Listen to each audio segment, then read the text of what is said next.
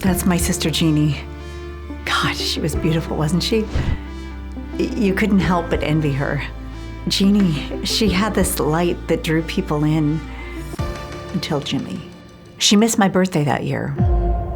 Called me to apologize. She was stressed about Jimmy, the business, the boys. Her voice was trembling. She said, I don't know what to do anymore. I should have gone to coffee with her when she asked. A week later, she was gone. It was September 4th, 2015, when we received a call from Miss Donna Berry about a potential missing persons case. When she mentioned it was involving her sister, Jeannie Nichols, that's when my ears perked up. That was a name everyone knew.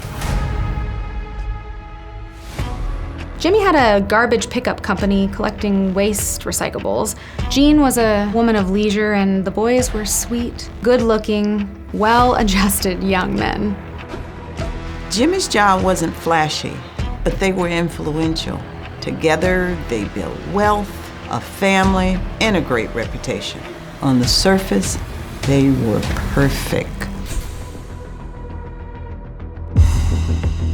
We asked Miss Berry to come down to the station to fill out a report.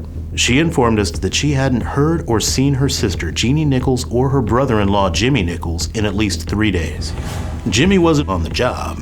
People thought it was unlike him not to have arranged for any coverage, to not have asked his son to cover.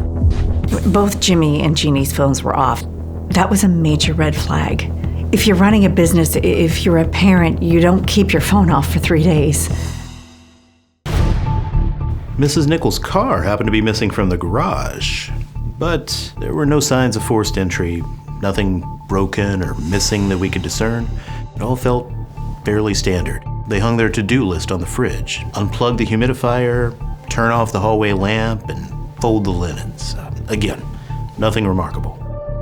We couldn't rule anything out, but we believed this was more an indication that they were hurrying out the door for a trip.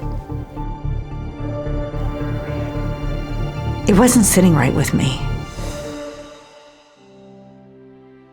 I knew Jean since we were 7. She was ambitious, dance captain, a lead in every school play. A few towns over, Jimmy was the lacrosse star. Together, they looked like they stepped straight off a movie screen.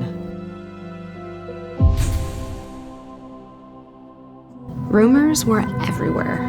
Whispers of Jean's steamy rendezvous with her ski instructor up in the Catskills. People couldn't stop talking.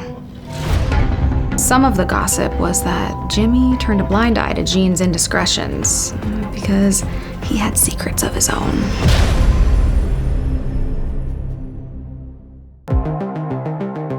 We subpoenaed the Nichols cellular providers, which gave us very basic subscriber information. Notably, the last time they were used, both of their phones were turned off. Both went completely off the grid that Tuesday. Jeannie went dark around 9:30 a.m., and her husband Jimmy Nichols a little before 2 p.m. That was the first major directive for our investigation. If they went on a romantic getaway, if they had a sick parent they were caring for, their phones would be on. Nobody on either side of the family had heard from them. I was worried sick. If there was some harm that had come to Jeannie, we were already 3 or 4 days behind. So we went public with the investigation, essentially asking if anyone had seen them, if there were any leads at all.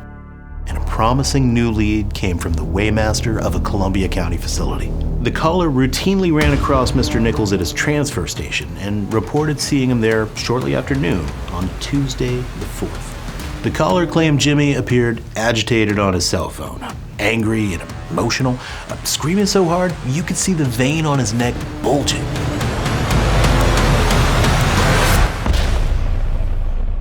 Because Mr. Nichols was witnessed to be so agitated while on the job, we began to wonder if this was professionally related. Maybe there was debt, maybe financial turmoil. Could it have been a business deal gone bad? You don't get ahead without making a few questionable friends. Jean never let on too much, but I know they were spooked in the past. Crude calls, death threats. Jimmy had men following him after a deal went south. Woke up to slashed tires and a broken windshield on his truck. There was an ugly side to his job. We subpoenaed their bank records. In accessing their accounts, what we found alarming was that their balance was completely intact. No deposits or withdrawals.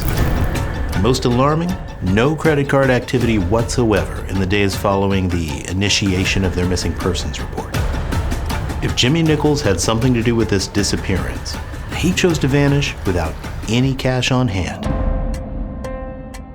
We were surprised to learn that they were planning to sell their business. They were getting their affairs in order to cash out to a third party. Why did they want to cash out? About 72 hours after the missing persons case was filed, we received a call from a neighboring precinct about an abandoned vehicle that matched the color, make, model, and VIN number of Jeannie Nichols' car that was absent from her garage. The vehicle had a broken window on the driver's side and appeared to have been vandalized. During a canvass of the area, we found Mrs. Nichols' personal items strewn on the asphalt. We couldn't rule out a kidnapping.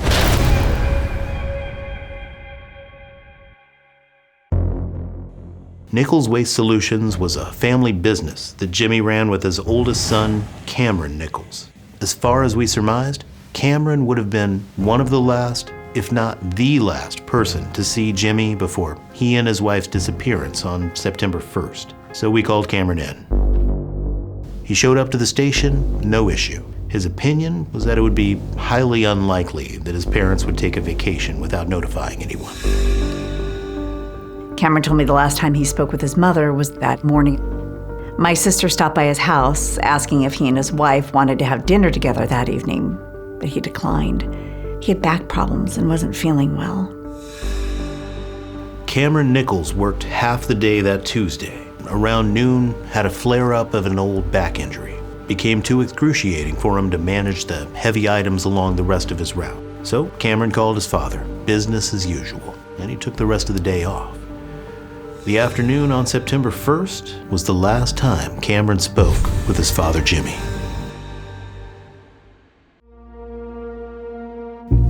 At this point in the investigation, we always have to consider the family. Living in town, there's Jeannie's sister, Donna, who filed the report, the oldest son, Cameron, who works with Jimmy, and his wife, Lindsay. And out of town is the youngest, Miles, who was living a separate life in Boston.